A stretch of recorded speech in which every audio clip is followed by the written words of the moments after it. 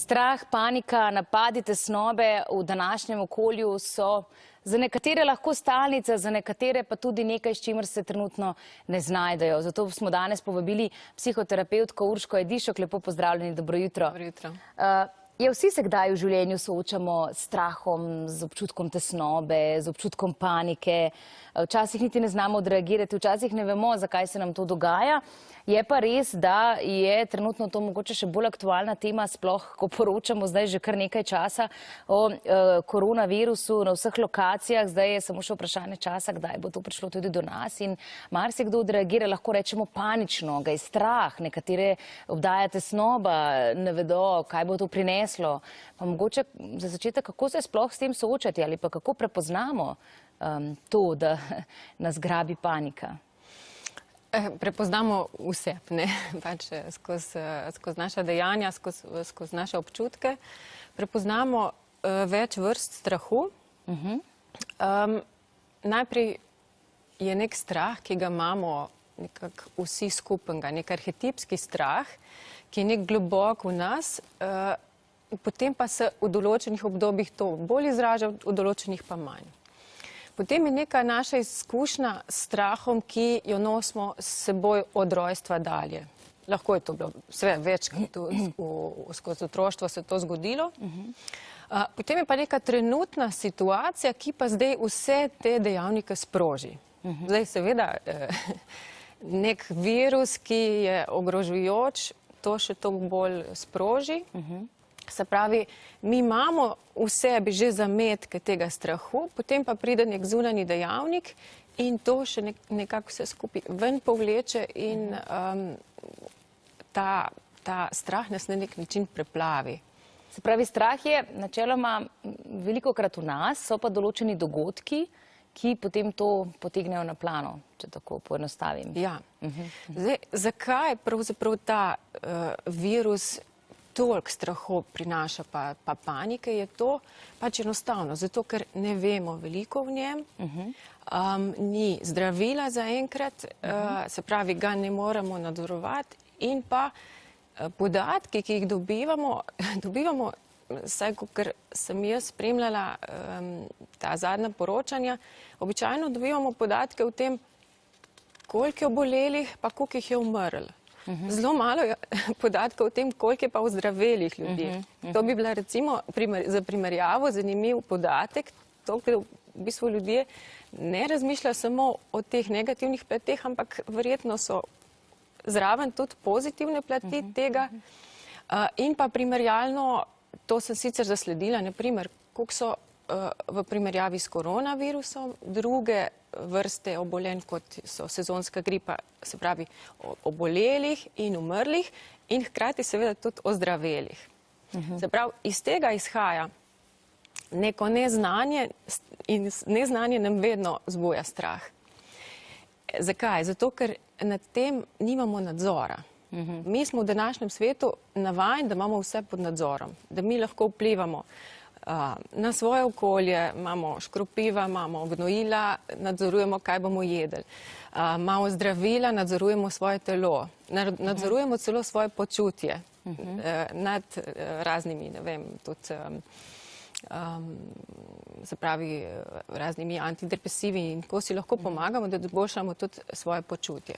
Ampak v tem primeru je nekako kot da vse to ne pomaga, kot da bi Tukaj pa ne moremo nadzorovati. Ne, in to je tisto, kar v nas zbuja strah. Se pravi, nemoč in nesposobnost nadzorovati nek zunanji dejavnik, kar je za nas nekaj novega. Preden nadaljujeva, povabim tudi vas, gledalci, gledalke, če bi želeli kaj vprašati, vas kaj zanima. Danes govorimo torej o strahu, o paniki, o tesnobi, o psiholoških vidikih vsega tega. Nas lahko pokličete na 475 20 20 ali 475 20 21 in seveda tudi vprašate. Ja, zanimivo je v bistvu ravno ta naša nenehna potreba po nadzoru. Zdaj tukaj pravega nadzora nad to epidemijo v bistvu nimamo, se kar nezadržno širi in iz tukaj potem, pravite, izhaja glavnina strahu, pred neznanim. Neznano je to, ja. Predvsem zato, ker, tako sem rekla, ker nimamo nadzora nad tem. Po drugi strani je pa pomembno, pač v jungovski psihologiji vedno iščemo neko simbolično vrednost nekih pojavov. In recimo, če simbolično gledamo, so koronavirus našli v ledvicah. Ledvice pa so tisti organ, ki prikazuje stanje stresa in stanje strahu. V ledvicah se pojavlja običajno to po kitajski medicini in tako naprej, tudi se pravi strah. In če gledamo danes, ko se veliko soočamo z sindromom izgorelosti, običajno pregledujemo ledvice in nadledvično žlezo. In v tem običajno najdemo, a je človek izgorel ali ne. Se pravi, en korak naprej. Če so naše, se pravi, v ledvicah in če je to v bistvu povezano z izgorelostjo, kaj je drug vidik? Kje smo mi vse izgoreli? Se pravi, kaj vse v našem življenju je izgorelo? In če pogledamo, kje je ta virus, pravzaprav kje je žarišče, je na Kitajskem, kjer ni nekih meja, ni meja, ne v smislu razpoložljivosti na delovnem mestu, se pravi, ves čas se dela, ves čas tudi sicer, spet simbolično gledano, je Kitajska v nekem zelo velikem razponu, vzponu, v smislu obvladuje svetovni trg že počasi. In če čisto odvzamemo te politične špekulacije, seveda, da je v zadnji ZDA in tako naprej, je nekaj na tem, da bo treba poiskati neki miru v sebi, zato da se stvar umiri. Če ne, nam ga dajo seveda neke zunanje okoliščine, kot je virus, kot je ta. To so zdaj že, se pravi, bom rekla, psihološki vidiki pojava tega virusa. Ja. Omenili ste izgorelost, kako pa je s stresom? Tudi ta je vedno bolj prisoten, ne? Je tudi to lahko razlog, da nas slej ko prej nekaj tudi malo ustavi? Ja, ves čas živimo v stresu. Še upokojenci živijo pod stresom. Stres ni samo tisto, ko si na delovnem mestu in nekdo od tebe nekaj zahteva. Stres je tudi tisto, kar si sam nalagaš. Ti imaš danes to, pa to, pa to, pa to. Seveda. Potem v stres nas spravljajo stvari, na katere nimamo vpliva. V stres nas spravlja časovna stiska, ki je ves čas. Se pravi, stres v svoji osnovi, tako kot strah, je osnovno čustvo, v bistvu osnovni naravni mehanizem, kadar pride do neke nevarnosti. Pri strahu pride nevarnost lahko zunaj in se pravi, se mi odločamo, ali bomo bežali, ali se bomo soočali, boj ali beg. Pri stresu je pa podobno. Nekaj je prekomerno in takrat je dobro, da začnejo te naše žleze bolj delovati, da smo mi v stanju pripravljenosti, v stanju stresa, da se telo v bistvu zna braniti. Ampak zelo pomembno je, da potem pride tisti drug vidik, ko se mi naše telo in mi psihično lahko umirimo in da vzpostavimo neko to naravno ravnovesje nazaj. V primeru stresa, konstantnega stresa, ki je zdaj več in več s kapitalizmom v naši družbi, pa te vzpostavitve nazaj v naravno stanje ni več. In to je tisto, kar nas potem stane bolezni. Ja.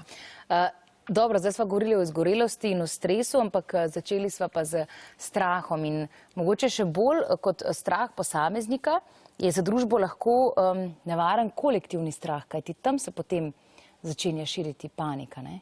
Ja, predvsem kolektivno se, mislim, nekako nekaj svojega projiciramo, ker se v tem vidimo, ker seveda mi smo strah že doživeli in mi to projiciramo na ven. V zoni je pa že, se pravi, v družbi je pa v vsakem primeru zdaj že ta strah in se to seveda pomnožuje. In zato ta panika nekako narašča in spet, kaj narediti? Če bomo šli v to družbo, če bomo šli s tem tokom, potem bomo tudi mi panični in nismo nič naredili. Samo pomagali bomo to razplamtevati. Pomembno je, da se mi vrnemo na vase.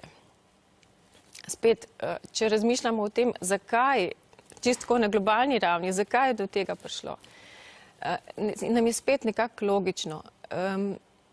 Ta nenadzorovana potrošnja, ta neka ekstroverzija navzven, naše družbe nasplošno, ne samo pač pri nas.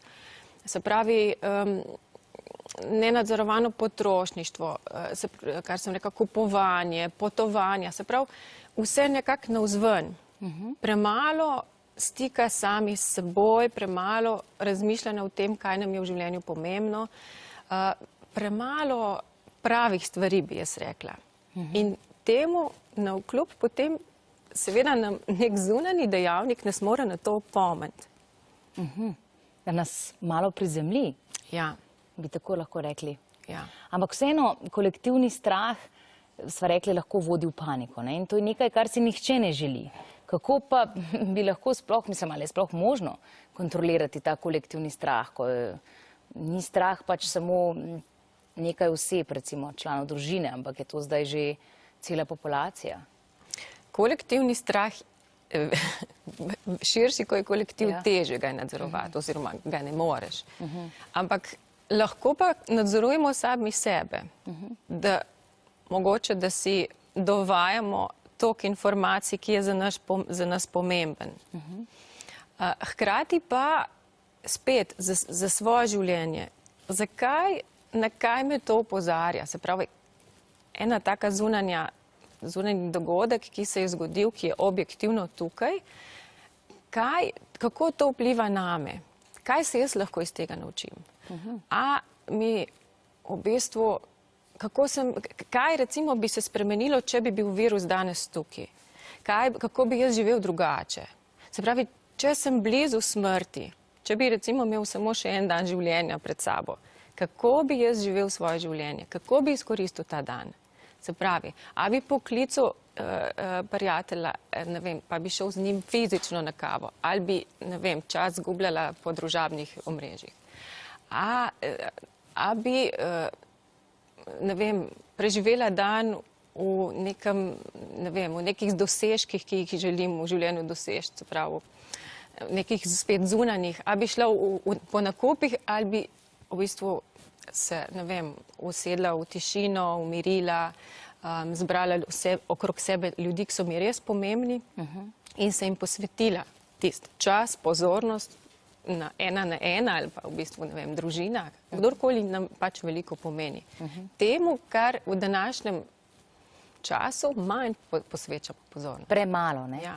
Ampak kako bi vseeno ljudi pomirili? Kaj bi nam pri tem omejevanju strahu oziroma soočanju s temi strahovi pomagalo?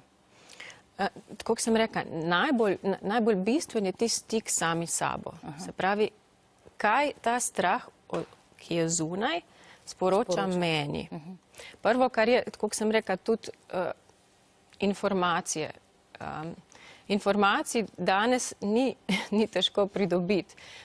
Pomembno je jih ločevati, kjer so zame pomembne, se pravi, kjer mi koristijo in kjer mi ne koristijo. Na omrežjih je ogromno nekih podatkov, ki ne vem, a so pravilni ali niso pravilni. Se pravi, berem oziroma gledam stvari, ki so mi kredibilne, katerim zaupam in potem ustavim. Ne podpihujem tega oziroma ne ukvarjam se s temi zunanjimi okoliščinami, vzamem tisto, kar rabim vedeti zase, za svojo družino in v bistvu za neko, recimo temu, preživetje, potem se pa poskušam umiriti. Umiriti not v sebi in delam stvari, ki me pomirjajo. Ali je to neka meditacija, ali, ne vem, svetujem pogosto ljudem, da se neka, ne vem, kakšno umetnost, kakšno, ne vem, glino, slikanje. Nekaj, kar v bistvu najdem nazaj stik sam s sabo, zato da ta strah nekako dam v nek drug plan, če temu tako rečem. Da ne dobi večjih razsežnosti. Da se ne podpihuje, hkrati pa, da sem jaz sama s sabo tako dovolj umirjena, da pridejo ven stvari, ki so mi pomembne, da sem v stiku sama s sabo, se pravi, da da strah nima več takega vpliva name, kot je zdaj trenutno zunaj mene. Kaj pa, ko recimo imamo občutek, da smo panični? Kako se takrat to, bom rekla, ustavimo, da ta panika ne preide potem v tesnobo? Pri paničnih napadih vedno delujemo, da v bistvu najprej začnemo globoko dihati, da se najprej fizično umirimo. To je prvo. Potem naslednje faze so, da spet poskušamo se pravi z mislimi umirjati. Potem je pa dobro, se pravi, ko smo na neki ravni umirjenosti, je pa dobro spet raziskovati, kaj je bil tisti sprožilec moje panike, kaj je bil sprožilec mojega strahu na začetku. Ker če je nek zunanji, na začetku smo rekli, če je nek zunanji sprožilec mojega strahu, je to zbudilo en strah, ki ga jaz nosim že s sabo. Če bom jaz soočila se z mojim strahom, če bom pogledala strahu v oči, kot rečemo, v sebi, potem in ga nekako ozavestila, se bom z njim soočila, ja, sva rekla, v bistvu ga bom spoznala, potem me bo manj plašil tudi tisti strah, ki ga je izbudil zunaj mene. Kaj pa, če iz strahu preidemo že v tesnobo, občutek tesnobe, vemo, da to je še posebej lahko neprijetno, ne? Najprej razlika med strahom in tesnobo, se pravi to, kar stoji, ko rečemo anksioznost. Strah je običajno nekaj, kar mi vemo, kaj je, pred čem nas je strah. Se pravi, strah me je pred tem, da zbolim in umrem. Se pravi, jaz točno vem strah za preživetje. Pri tesnobi pa je tudi strah v ozadju, ampak jaz ne vem, kaj vsega me je strah. Samo tesnoba v ozadju je lahko ali preživetje, ali skrb za druge, ali ne vem, da sem odvisna od drugih, da morajo drugi zame skrbeti, ali da sem stisnjena v kot, da ne morem vplivati, se pravi neka nemoč.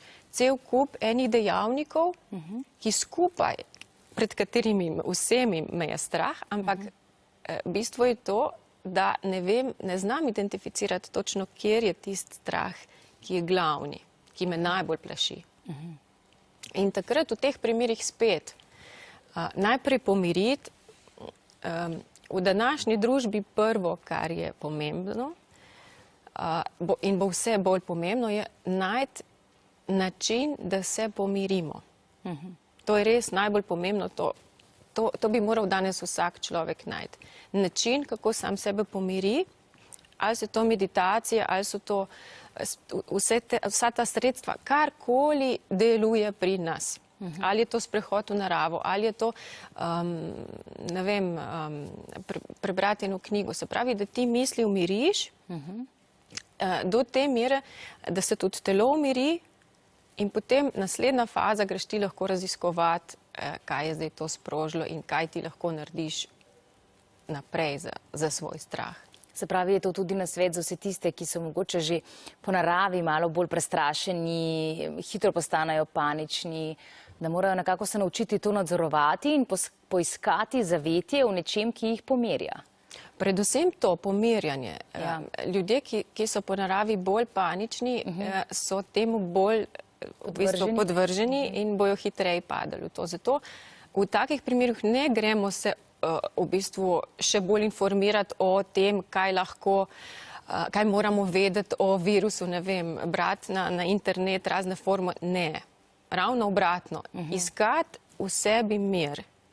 Tudi sicer odvračamo stvar od motilcev pozornosti, se pravi stvari, ki so okrog nas in so drugotnega pomena v bistvu v primerih panike in v primerih kriz, kot je koronavirus. In se v bistvu nekako vedno iščemo ta stik s sabo in mir najdemo lahko vedno samo v sebi. Se pravi, tako za konec lahko zaključiva, da panika, strah, tesnoba so stvari, s katerimi se bomo vedno soočali v življenju, nas bodo vedno obdajali. Ampak dobro je, da se mi naučimo s tem spoprijeti, čim bolj nadzorovati, da panika ali strah ne nadzorujeta nas. Kar bi jaz dala popotnico gledalcem danes rada, je, da razmišljajo o tem, česa nas virus uči. Česa nas zunanje okoliščine, kot je ta, uči. Se pravi, kaj bi v svojem življenju spremenili, če bi imeli smrt pred vrati, recimo. Pa ne mislim, da bo tako grozno, ampak zunanje okoliščine, tako kot sem že prej rekla, nas vedno usmerjajo vase. Kaj, če bi jaz delala zdaj inventuro svojega življenja, a živim tako, kot bi si želela živeti, če bi potem, ne vem, umrla oziroma pač zbolela ali karkoli. Se pravi, bolj se usmerjati vase, ne v okolico, ampak iskati mir v sebi. Da nas malo pretrese in upomni, ne? Ja. Kar je žalostno, da nas morajo potem take situacije upomniti, ampak so pa lahko dobrodošle za, kot ste rekli, tudi vrnitev k samemu sebi, ne? Urška Jediščak, hvala za današnji obisk in razlago, da se bomo bolje znali spopasti z paniko, strahom in tesnobo in nasvidenje do prihodnjič. Hvala tudi vam.